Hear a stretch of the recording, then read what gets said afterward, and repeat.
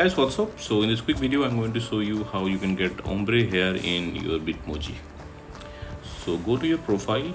On your profile, tap on your avatar. Okay, on the bottom you will see edit avatar. Just tap there. Okay, so you are in hairstyle now. Just tap next to hairstyle. Okay, you will see hair treatment. These are the ombre hair. Select the one you want.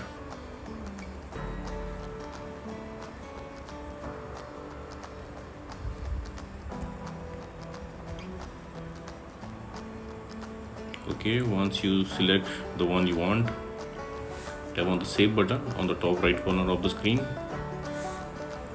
Okay, and that's it.